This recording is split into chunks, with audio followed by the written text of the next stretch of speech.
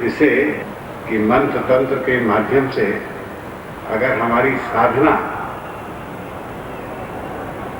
सत्य है, सत्य के आवरण को लेकर अगर हम चल रहे हैं तो हम उसकी प्राप्ति कर सकते हैं।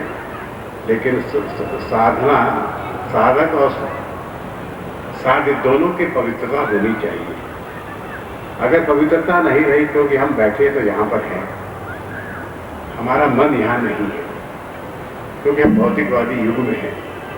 और जब भौतिकवादी युग में है तो मन को स्थिर करना, जो चंचल मन है, आप बैठे इलाहाबाद में हैं, मैं इलाहाबाद में अभी खड़ा हूँ, मुझे लग रहा है कि लखनऊ में क्या हो रहा होगा और कहाँ क्या हो रहा है।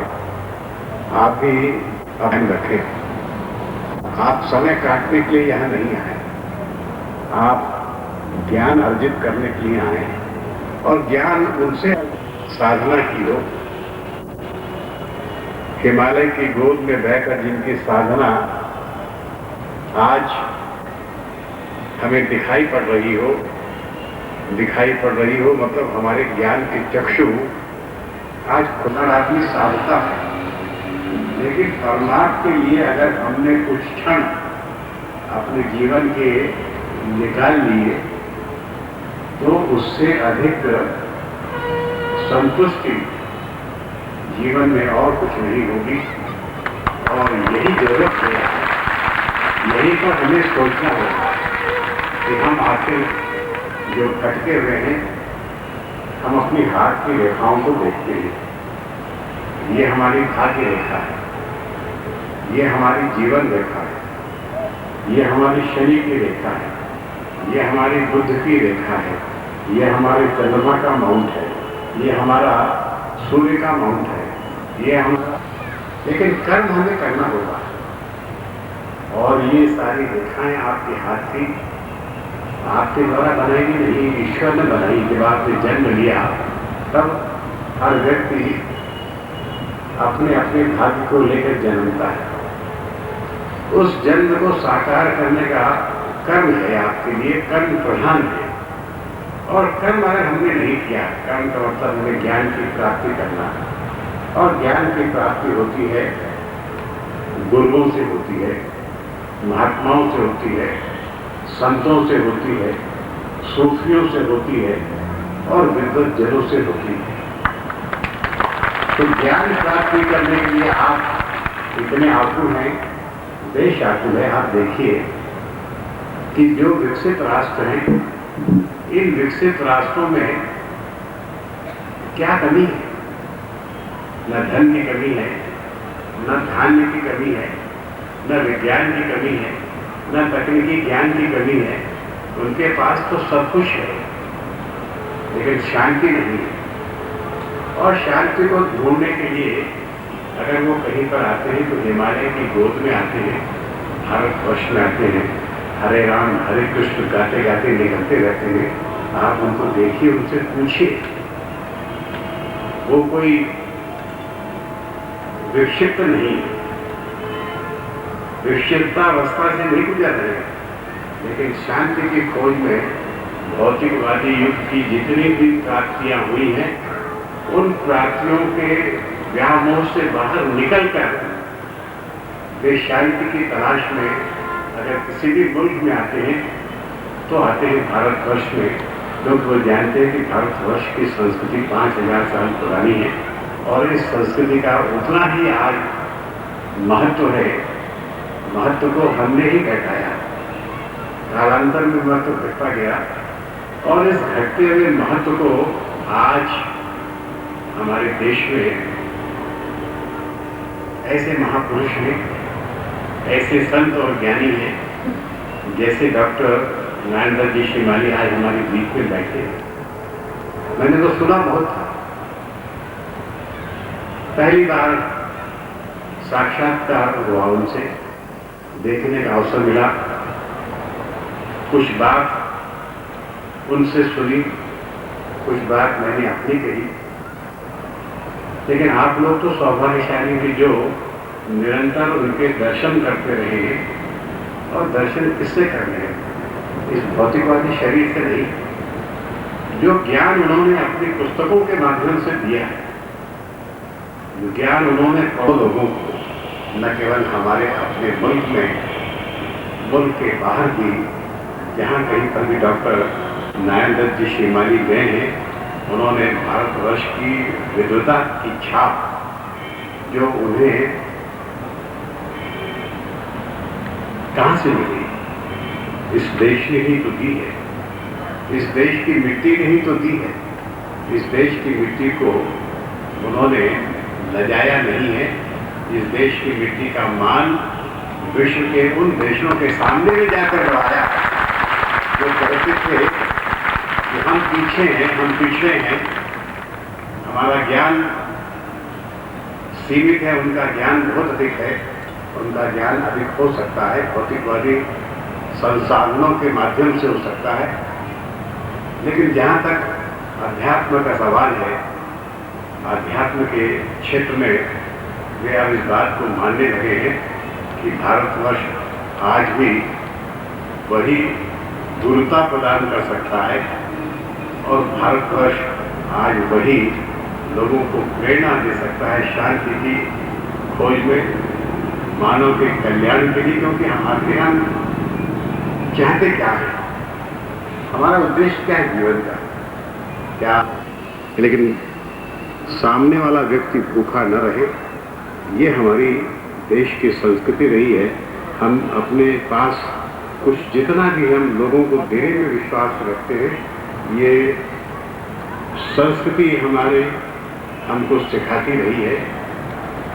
जो ज्ञान आपको मिल रहा है, बढ़ गया, विज्ञान के आविष्कार दिन ब दिन हो रहे हैं और विज्ञान के आविष्कार के बाद में आयुर्वेद की पद्धति जिसको हम भुला चुके थे, जिसे हमने पुरातन पद्धति मानकर इस प्रकार छोड़ दिया था, जैसे कपड़े अगर पुराने हो जाए तो शरीर पर उसे धारण करने की इच्छा नहीं होती, हमने फिर से उन पुराने कपड़ों को वापस धारण इसलिए हमने किया है कि वही हमें ज्ञान दे सकता है, वही हमें माँ की बातें वही कर सकते हैं कि जो शुद्ध मन से उसे ग्रहण करते हैं। जिनके लिए हमें काम करना है इस दुनिया में, हम जितना भी अर्जित कर लेंगे वो सारा हमारा यही रहने वाला, हम सब जानते हैं।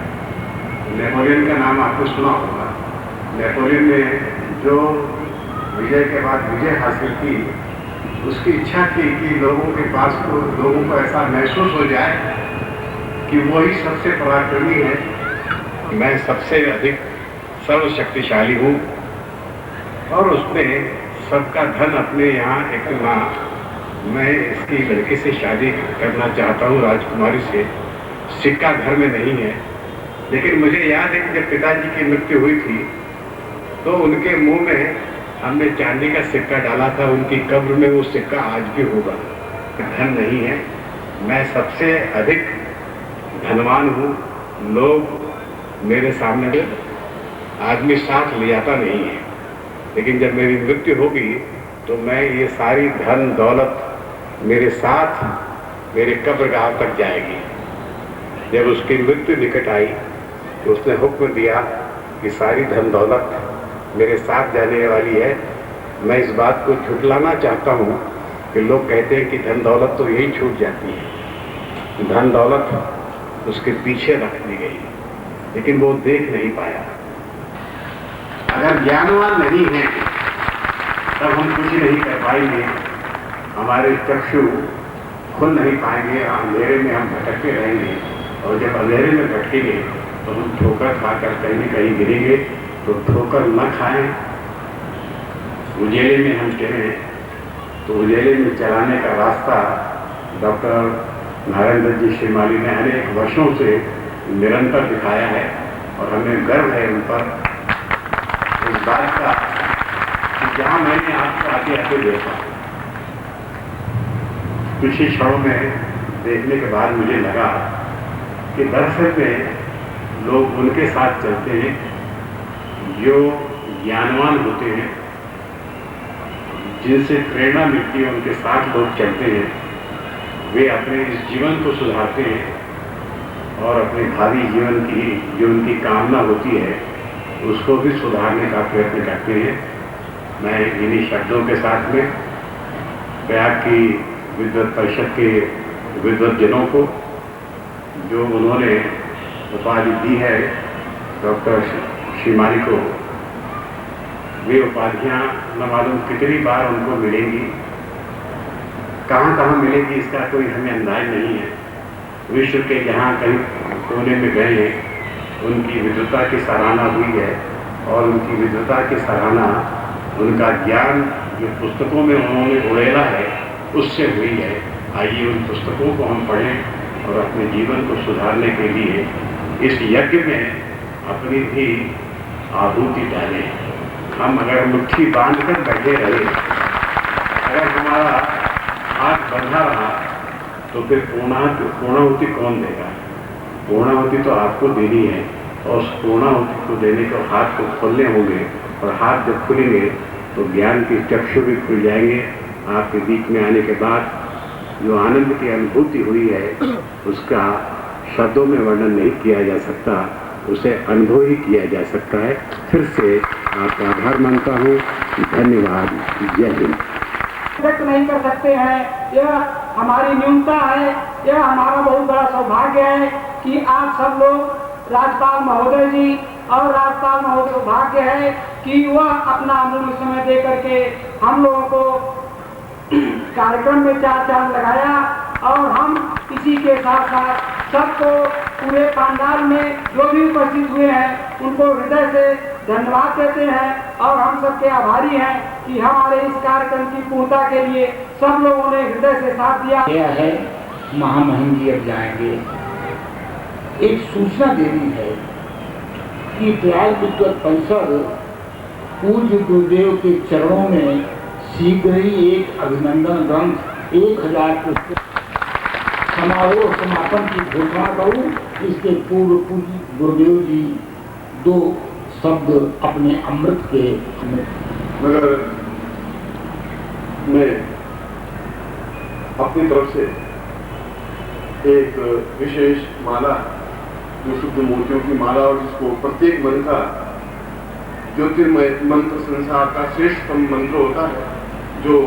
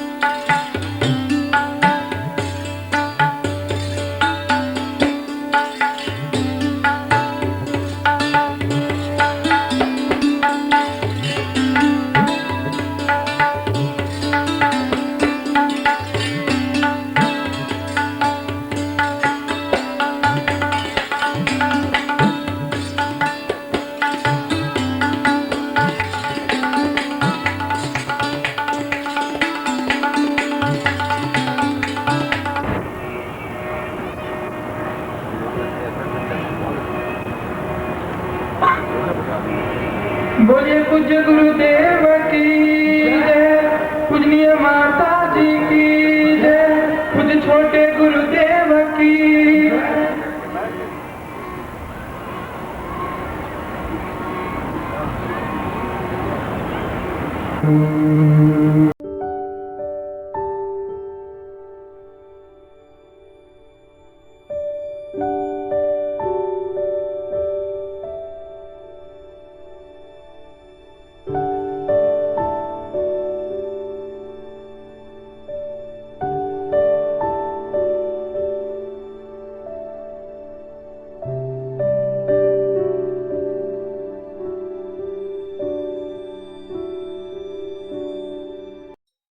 ओम परमतत्वाय नारायणाय गुरुभ्यो नमः। ओम ह्रीं मम प्राण देह रोम प्रतिरोम चैतन्य जाग्रय ह्रीं ओम नमः। ओम भूर्भुवः स्वः तत्सवितुर्वरेण्यं भर्गो देवस्य धीमहि धियो यो नः प्रचोदयात्।